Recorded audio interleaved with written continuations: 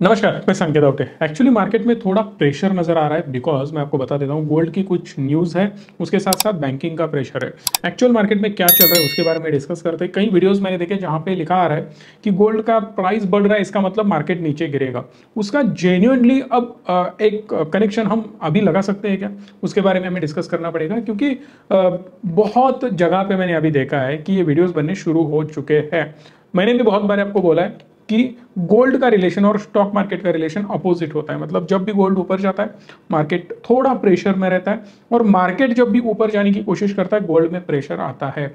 अब प्रेशर ये वर्ड मैं इस्तेमाल कर रहा हूं, मैं बिल्कुल नहीं बोल रहा हूं कि गिरना चाहिए, वाट लगनी चाहिए।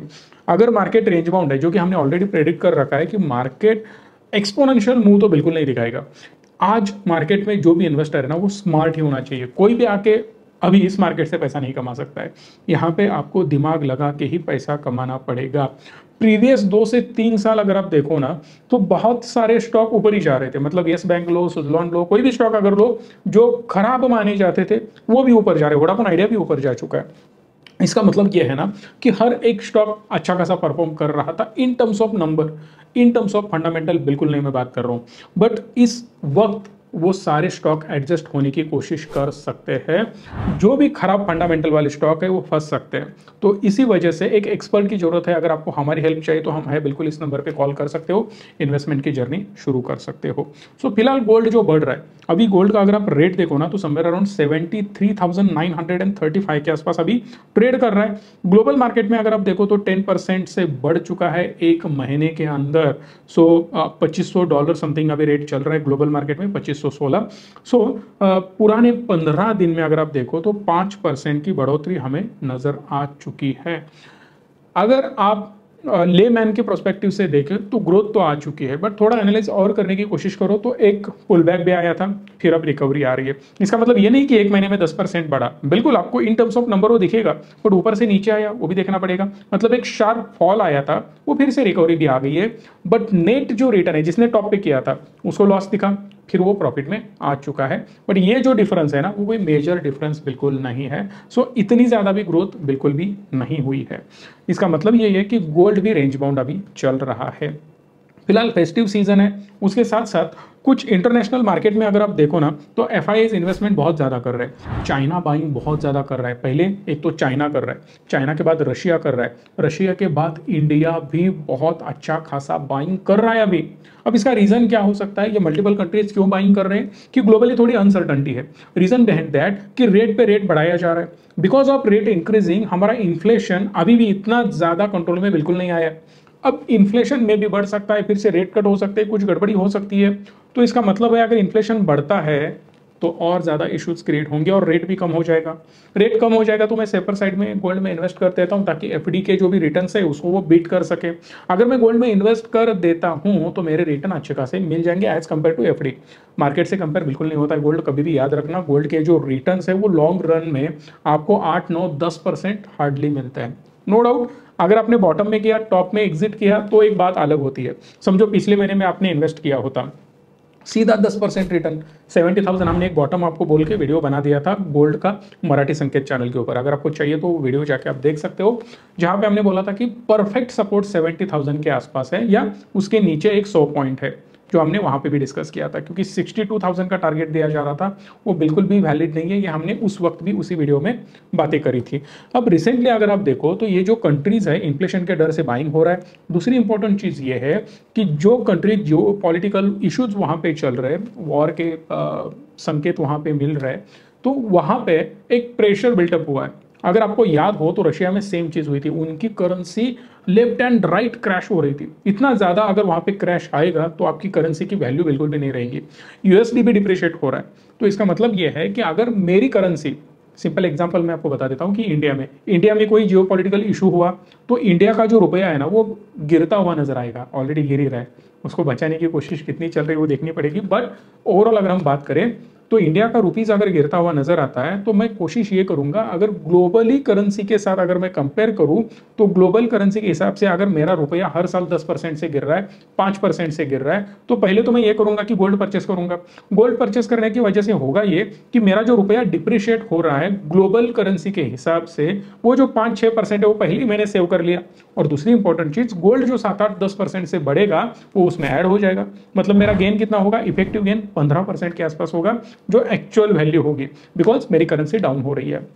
बहुत सारे देशों में अब बांग्लादेश की करेंसी वाट लग गई, कई देश हैं जहाँ पे वॉर चल रहा है उनकी करेंसी वाट लग चुकी है। तो इसका मतलब यह है कि उनको गोल्ड परचेस करना सेफ लग रहा है। फेस्टिवल सीजन भी आ रहा है, अब यहाँ पे दिवाली आ रही है, उसका बाइंग भी हो रहा है। बट दिक्कत ये हो रही है कि जो भी अब माइनिंग हो रहा है ना गोल्ड का, वहाँ पे इश्यूज चल रहे हैं, लेबर की थोड़ा सा इशू है, उसके साथ साथ माइनिंग में भी कुछ प्रॉब्लम्स आ रहे हैं। वो मल्टीपल प्रॉब्लम्स है, मतलब पॉलिटिकल इश्यूज है, उसके साथ साथ माइनिंग कर रहे हैं बट उतने हिसाब से रिजल्ट नहीं आ रही है, उतना आउटपुट नहीं आ रहा है। इसका मतलब सिंपल है कि डिमांड बढ़ती नजर आ रही है बट सप्लाई और कम होता जा रहा है एज कंपेयर टू डिमांड। सो उस वजह से भी रेट के हाइक हमें नजर आ रहे हैं गोल्ड के अंदर। इंडिया भी बहुत अच्छे खासे लेवल पे बाइंग कर रहा है। मैक्रो इकोनॉमिक्स अगर आप देखो तो आपको समझ में आ जाएगा कि इंडियन मार्केट में अभी फिलहाल कोई इशू मुझे तो नजर नहीं आ रहा है। मतलब अगर आप बात कर रहे हो ना तो मार्केट गिरने की, I don't think so. Again कोई भी रिकमेंडेशन मैं बिल्कुल नहीं दे रहा हूँ, बट ओवरऑल एक जनरल पर्सपेक्टिव आपके सामने रख रहा हूँ। नो डाउट कई स्टॉक आपको गिरते हुए नजर आएंगे इस माहौल में जो शुरुआत ही मैंने करी थी। ये माहौल ऐसा है ना कि आपको निफ्टी 50 में ज़्यादा कुछ हलचल नज़र बिल्कुल भी नहीं आएगी, बट आपके पोर्टफोलियो में हलचल नज़र आएगी। अगर आपके पास हाईली वोलेटाइल स्टॉक्स है ना तो बहुत ज़्यादा गिरते हुए नज़र आ सकते हैं, और कुछ स्टॉक बहुत अच्छे खासे बढ़ते हुए भी नज़र आ सकते हैं। जैसे हमने एंजल वन को 2-3 दिन से कवर किया है, ऑलमोस्ट 25-30% उसने रिटर्न दे दिए। अगर आप एग्जैक्ट इसके बॉटम से इसको कैलकुलेट करोगे ना, मतलब 4 दिन पहले के, तो आपको पता चल जाएगा कि 36-37% ये बढ़ चुका है। इसका मतलब यही है कि जो स्टॉक में अपॉर्चुनिटी दिख रही है वहां पे हमें इन्वेस्ट करना चाहिए। इसका मतलब एंजल वन में आप इन्वेस्ट करो ऐसे मैं बिल्कुल नहीं बोल रहा हूँ, एक एग्जांपल दे रहा हूँ। अगर गिरता हुआ स्टॉक अगर आप देखो ना तो कई डिफेंस वाले स्टॉक कंसिस्टेंटली गिरते हुए नजर आ रहे हैं, बट एक चीज आपको देखनी होगी कि कहीं ना कहीं जाके वो रुकने वाले तो है ही। अगर हम एग्जांपल लेते हैं माझगांव डॉक का, तो उसमें आपको नजर आएगा कि स्टॉक फिर से रिकवर करते हुए नजर आ रहा है। आज एक ही दिन में ऑलमोस्ट 5.5% उसने रिकवरी दी है। इसका मतलब क्या है, जो स्टॉक फंडामेंटली स्ट्रांग होता है ना वो सपोर्ट पे आने के बाद थोड़ा रुकता है, टाइम पास करता है, फिर अगेन ग्रो होने की कोशिश करता है। क्योंकि जिस प्रकार की कल कैंडल बन रही थी जेन्युइनली मुझे भी डर लग रहा था, बट मैंने आपको बोला था क्या, यहाँ पे ऑलरेडी सपोर्ट है। कौन सी लेवल हमने ड्रॉ करी थी, 4000 की लेवल, बट इसने सपोर्ट कहाँ पे लिया, 4100 के ऊपर। फिर भी 100 पॉइंट का गैप है, अगर नीचे आया तो भी कोई दिक्कत वाली बात नहीं है, क्योंकि 4000 का सपोर्ट बहुत ज्यादा स्ट्रांग होगा इसके लिए। सो ये एनालिसिस इंपॉर्टेंट है इसी मार्केट में। इसीलिए मैं बार बार बोलता हूँ कि खुद का दिमाग लगाने से बेटर है कि एक्सपर्ट के एडवाइस लो। आप इस नंबर को कॉल करो, हमारे साथ जुड़ सकते हो, ताकि एक सपोर्ट रहता है। बहुत सारे मेरे क्लाइंट हैं, मतलब कल ही हमने एक क्लाइंट के साथ डिस्कस किया, मेरी एक जूम मीटिंग हुई उनके साथ। 13 करोड़ का फोलियो था साहब, 13 करोड़।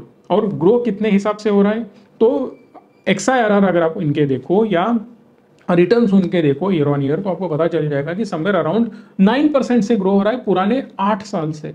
अगर हम 8 साल से इन्वेस्टेड है और सिर्फ 8% के रिटर्न हम अगर स्टॉक मार्केट से और म्यूचुअल फंड से गेन कर पा रहे हैं, तो इसका मतलब बहुत बड़ी गलती कहीं ना कहीं हो रही है। 8-9% मतलब कुछ भी नहीं है, 8.89 वगैरह ऐसा कुछ तो था उनका, 9% पकड़ लो, कोई दिक्कत नहीं है।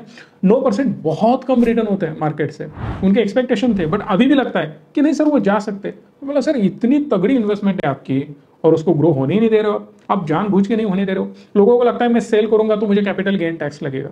कभी भी मैं आपको रिकमेंड करता हूं कि कैपिटल गेन टैक्स लगने दो। अगर छोटी ग्रोथ है, छोटा स्टॉक है, मूवमेंट नहीं है, हटा दो।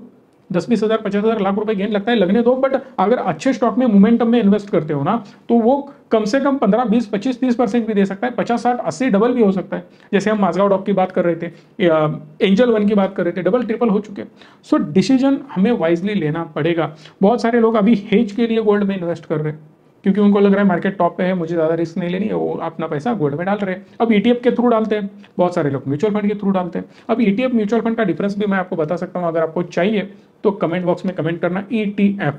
1000 कमेंट आएंगे, डेफिनेटली वीडियो बनाऊंगा, क्योंकि जब भी आप टारगेट पूरा करते हो मैं वीडियो बनाता ही बनाता हूं। मगर एंजल 1 पे अगर जेन्युइनली आपको वीडियो कल के कल चाहिए तो आज के आज 1000 कमेंट कंप्लीट कर देना। आज ही रात को मैं शूट करूंगा, आपको वीडियो दे दूंगा कल के कल, बट आज ही टारगेट पूरा होना चाहिए। एंजल कमेंट कर देना, एकदम बढ़िया वर्ड है। अगर आपके कमेंट आते हैं तो डेफिनेटली बनाएंगे। अभी रेट कट का कोई आगे बात कहीं बढ़ती हुई नजर नहीं आ रही, बट फेड की जो मीटिंग है वो फ्राइडे को होने वाली है। जैसे ही फ्राइडे को मीटिंग उनकी हो जाएगी, वहां पे अगर कुछ पॉजिटिविटी आ जाती है तो मजा आ जाएगा। फिलहाल अगर हम बात करें बैंकिंग की, निफ्टी की, तो बैंक निफ्टी थोड़ा प्रेशर में नजर आ रहा है। बिल्कुल अगर हम एग्जैक्ट पॉइंट्स में बात करें तो फिलहाल मैं वीडियो बना रहा हूँ 1:15 बजे, 300 पॉइंट से बैंक निफ्टी डाउन है, जहां पे निफ्टी 34 पॉइंट से अप है। अब निफ्टी पे प्रेशर बिल्ड हो रहा है बिकॉज ऑफ बैंक निफ्टी। अगर आज बैंक निफ्टी ठीक ठाक कर देगा, एवरेज सेम लेवल पे भी रहता ना, बहुत ज्यादा गिरावट ना देते हुए, बहुत ज्यादा बढ़ोतरी ना देते हुए, रेंज बाउंड भी रहता, तो भी निफ्टी में एक अच्छा खासा 100-200 पॉइंट की रैली हमें नजर आ जाती। बट बैंकिंग ने निफ्टी को भी नीचे खींचने की कोशिश की है, जहां पे आज आईटी भी हमें थोड़ा बहुत प्रेशर में नजर आ रहा है, टीसीएस और इन्फोसिस भी रेंज बाउंड नजर आ रहे हैं। इसी वजह से बैंकिंग पे प्रेशर क्यों बढ़ रहा है, आपके क्वेश्चंस तो होंगे, डेफिनेटली होंगे। जहां पे आरबीआई हर हफ्ते नई कुछ चीजें लेके आ रही है और लानी भी चाहिए, कोई बड़ी बात नहीं है, बट मेरे हिसाब से जो भी नए नए सर्कुलर बन रहे हैं, जो भी नए रोड मैप्स आप बना रहे हो, उसको एक साथ लॉन्च करना चाहिए, हर हाफ ईयरली और ईयरली। अगर बार बार नए चेंजेस करते रहोगे ना तो बहुत इश्यूज होने वाले हैं। नो डाउट एक बड़ा डिसीजन लिया, उसमें कुछ सब डिसीजन आप ले रहे हो तो बात अलग है, उसमें थोड़ा बहुत ट्विक कर रहे हो तो चलेगा, बट आप कंसिस्टेंटली बड़े बड़े डिसीजन ले रहे हो तो दिक्कत है ऑपरेशंस रन करने में। जहां पे सेबी भी बहुत एग्रेसिवली डिसीजन चेंज कर रहा है, उसके साथ साथ आरबीआई भी कर रहा है, बैंकिंग को भी प्रेशर आ रहा है, उसके साथ साथ फिनांस सेक्टर को भी, फिनटेक सेक्टर को भी बहुत तगड़ा प्रेशर आ रहा है। अब यहाँ पे उन्होंने बोला है कि क्रेडिट और डिपॉजिट में जो भी गैप है ना, वो आपको क्लोजली मॉनिटर करना पड़ेगा।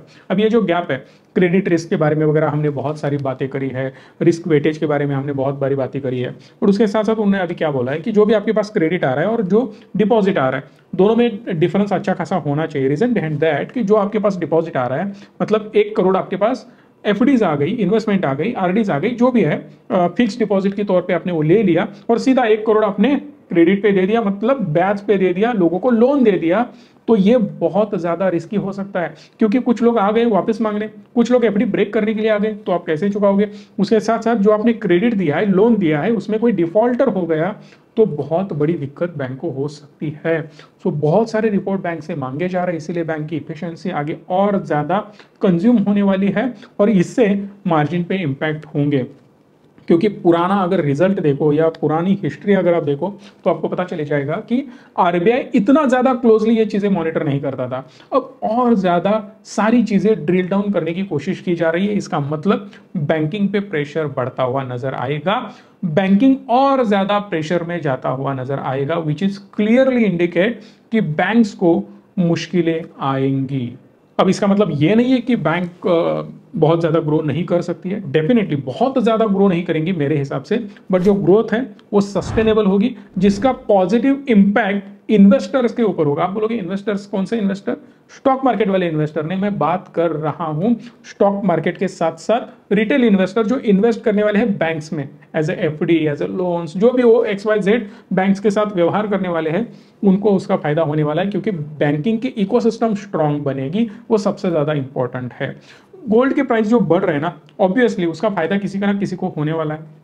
जो भी गोल्ड रिलेटेड कंपनियां है, गोल्ड की फिनटेक कंपनीज है, तो वो सारी कंपनीज अभी अच्छे खासे मूड में नजर आ रही है। जहां पे एक कंपनी के बारे में हम बात करते हैं जिसका नाम है Muthoot Finance, again only for education purpose, not for buy sell recommendation. अभी फिलहाल 4% ये एक दिन में आज बढ़ चुका है। 6 महीने की हम बात करें ना तो 50% की ग्रोथ इस स्टॉक में पर्टिकुलर हमें नजर आ रही है। इस इंडस्ट्री की अगर हम बात करते हैं, इस कंपनी की अगर हम बात करते हैं, तो आपको पता चलेगा 18% का इसका पीई रेशियो दिख रहा है। इंडस्ट्री का पीई कितना है? ऑलमोस्ट 23 है। इसका सिंपल मतलब होता है कि इंडस्ट्री पीई से हमें अभी ये सस्ता मिल रहा है। इस स्टॉक की अगर हम बात करें तो आपको पता चल जाएगा कि ईपीएस, अर्निंग पर शेयर, सबसे ज्यादा हम उसके ऊपर फोकस करते हैं। जितना ईपीएस आपका बढ़ता जाएगा ना भाई साहब, मजा आ जाता है। मैं सेल्स के साथ साथ ईपीएस की ग्रोथ देखता हूं। अगर ये दोनों ग्रोथ एक साथ मिलते हुए नजर आते हैं, इसका मतलब सेल्स भी बढ़ रहा है, ईपीएस भी बढ़ रहा है। इससे बढ़िया एक रेशो और कोई नहीं हो सकता है। सो मेरा प्रॉफिट भी बढ़ता जाएगा, उसके साथ साथ सेल्स भी बढ़ता हुआ नजर आ रहा है। तो सेल्स ग्रोथ भी देखो, एपीएस की ग्रोथ देखो, दोनों मिल रही है, तो उसको बोला जाता है मुथूट फाइनेंस, क्योंकि दोनों भी अभी मैच होते हुए नजर आ रहे हैं। ईपीएस 10% ईयर ऑन ईयर बढ़ा है, जिधर आप क्वार्टर ऑन क्वार्टर बात करो तो 2% की ग्रोथ हमें नजर आ रही है। कंपनी का डेट टू इक्विटी रेशो भी बढ़ता हुआ नजर आ रहा है। बढ़िया है, मतलब वहां पे भी कोई ज्यादा इश्यूज हमें नजर नहीं आ रहे हैं। प्रिवेंटिव मेजर्स भी कंपनी ने ऑलरेडी ले लिया है। मैनेजमेंट का मानना है कि कंपनी को और एग्रेसिवली हम ग्रो कराने की कोशिश करेंगे। ग्रो कैसे होगी कंपनी कि आपको ब्रांचेस ओपन करने होंगे। तो इस ईयर में अगर हम बात करें तो कंपनी के बहुत बड़े बड़े टारगेट्स है। ऑलरेडी कंपनी ने क्वार्टर 1 में 218 उनके ब्रांचेस ओपन कर लिए हैं और इस फिजिकल ईयर में और 400 ब्रांचेस इनको ओपन करने। इसका मतलब जितनी ब्रांचेस इनकी और ज्यादा बढ़ती जाएगी उतना ज्यादा बिजनेस आता जाएगा। सो सेल्स ग्रोथ में मुझे नहीं लगता कि कंपनी को कोई भी प्रॉब्लम होने वाला है। थोड़ा ईपीएस पे दिख सकता है, प्रॉफिट मार्जिन पे दिख सकता है। रीजन बिहाइंड दैट कि जब भी आप कैपेक्स करते हो, बहुत ज्यादा कैपिटल डिप्लॉय करने की कोशिश करते हो, तो थोड़ा प्रॉफिट मार्जिन यहाँ पे इंपैक्ट होता है। अगर होता भी है तो मुझे पर्सनली ऐसी कंपनी से कोई प्रॉब्लम नहीं है। क्यों इंपैक्ट हुआ है उसका रीजन भी होना चाहिए। बहुत सारी कंपनियां क्या करती है, पैसा उड़ा देती है एडवर्टाइजमेंट इधर उधर, बट वो रिपीटेडली बिजनेस जनरेट नहीं कर पाती है। बट यहाँ पे होता यह है कि जो भी हाईली कैपिटल इंटेंसिव बिजनेसेस है, जहां पे ग्रोथ माइंडसेट से इन्वेस्टमेंट की जाती है, वो कंपनियां पर्सनली जब भी इन्वेस्टमेंट करती है ना, तो क्लियर है भाई साहब कि वो ग्रोथ दिखाती है with the help of expansion. और ट्रेडिशनल वे में ये कंपनी चलने वाली है। उसके साथ साथ फिनेंशियल टेक्नोलॉजी भी इनके पास है। दोनों का कॉम्बिनेशन बहुत बढ़िया हो चुका है, इसीलिए हमें स्टॉक में भी ग्रोथ नजर आ रही है। अभी भी बात करते हैं डीमार्ट की, वहां पे भी जबरदस्त ग्रोथ नजर आ रही है, जो कि हम बार बार बोल रहे हैं डीमार्ट के बारे में। फंडामेंटली अगर बढ़िया स्टॉक देखना है तो डीमार्ट को देखना है।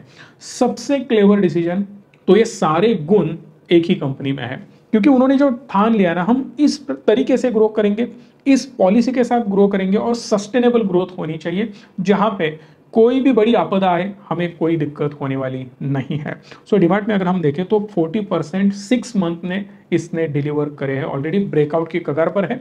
यूबीएस ने बहुत सारे रिपोर्ट उस पर दिए हैं, बहुत सारे ब्रोकर्स के रिपोर्ट इस पे आ रहे हैं।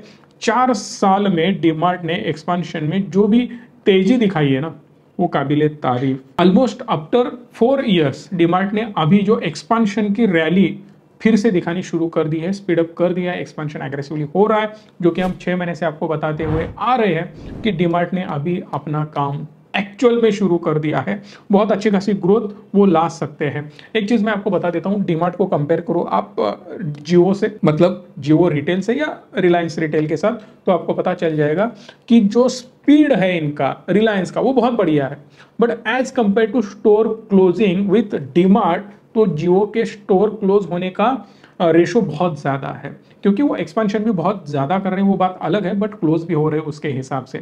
उतने स्टोर क्लोज डीमार्ट के कभी भी नहीं होते। आप मुझे एग्जांपल बता देना, आपके यहाँ डीमार्ट का स्टोर था और वो बंद हो चुका, ऐसे कितने लोग हैं मुझे कमेंट बॉक्स में बता सकते हो, आपको समझ में आ जाएगा। हार्डली निग्लिजिबल केसेस में इनके स्टोर्स बंद होते हैं। यूबीएस का मानना यह है कि अभी जो उनकी जो सेल्स ग्रोथ है वो सेकंड क्वार्टर में, थर्ड क्वार्टर में डबल डिजिट में हो सकती है। रीजन बिहाइंड दैट, अब फेस्टिव सीजन भी आ रहा है, तो इसका मतलब और ज़्यादा एग्रेसिवली ये ग्रो हो सकते हैं। सो दैट अगर हम कंपनी की बात करें तो जिस तरीके से ये काम कर रहे हैं, बढ़िया काम कर रहे हैं, फेस्टिव सीजन भी आ रहा है, ऑलरेडी ब्रेकआउट की कगार पर है, इसीलिए यूबीएस ने इनके टारगेट सीधा 6000 के दे दिए हैं। अभी 5000 के अराउंड ये ट्रेड कर रहा है, तो सीधा 1000 ऊपर के टारगेट, इसका मतलब 20% की अभी फिलहाल यहां से भी ग्रोथ इनको नजर आ रही है और ब्रेकआउट देगा। अगर 6000 तक ये पहुंचेगा ना, ये ब्रेकआउट होगा, फिर देखते हैं आगे स्टॉक क्या कर सकता है। आपके ओपिनियन मुझे कमेंट बॉक्स में डीमार्ट के बारे में बता सकते हो। वीडियो अच्छी लगी हो तो प्लीज लाइक शेयर और चैनल को सब्सक्राइब भी करना। धन्यवाद। Stay tune and stay positive.